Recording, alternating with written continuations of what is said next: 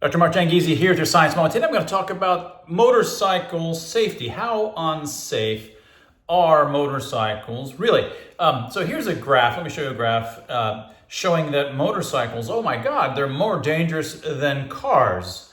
And of course, cars are more dangerous than other things as well, as you can see below. Now, of course, motorcycles are more dangerous than cars, but people see this and they think to themselves, well, from this, it follows from the logic of it that you shouldn't ride motorcycles.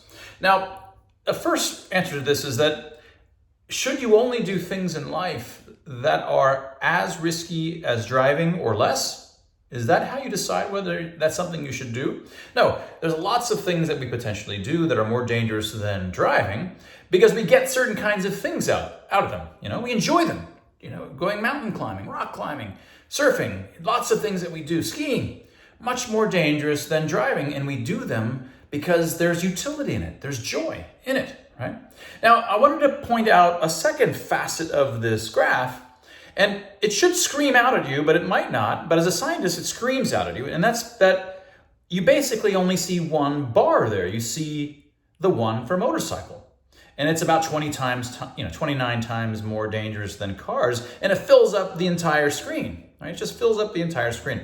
And the rest are all these little blip, blip, blip, little ones. But if you look at it, you see that, holy crap, the rest of it still varies over a couple orders of magnitude. This entire diagram, this entire graph varies over 3 orders of magnitude, and yet it's on a linear scale.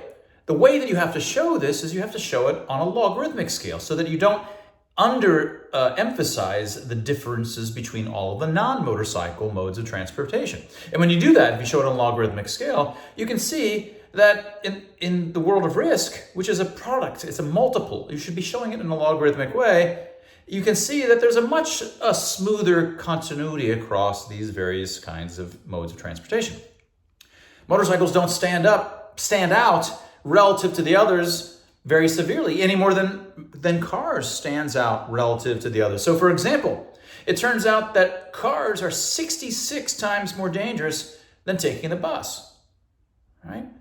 So everybody's concluding from the 29 times that motorcycles are more dangerous than cars that you shouldn't ride a motorcycle.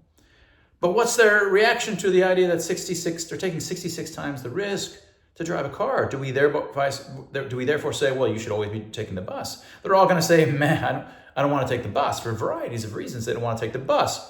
And the reason is because the bus has lots of downsides and the cars have lots of convenience and utility upsides.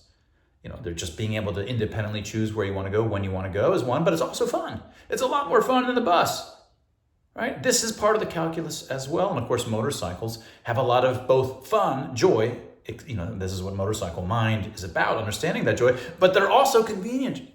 They also have their share of conveniences in terms of being able to get through a city at a fraction of the time relative to a car, right? There's lots of conveniences as well as the joy. All of these things have to be computed in the calculation. You can't just look at these one-dimensional risks, especially done in a linear way that doesn't show you the actual ratios, and then conclude, okay, it's irrational to ride a motorcycle.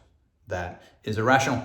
That was your science moment. And to get yourself a copy of my new book, get it at Barnes & Noble. You can get the physical copies, hardback, paperback, ebook at Barnes & Noble. It's right now only available as an ebook on Amazon for some reason, but go ahead and buy it at Barnes & Noble, Motorcycle Mind.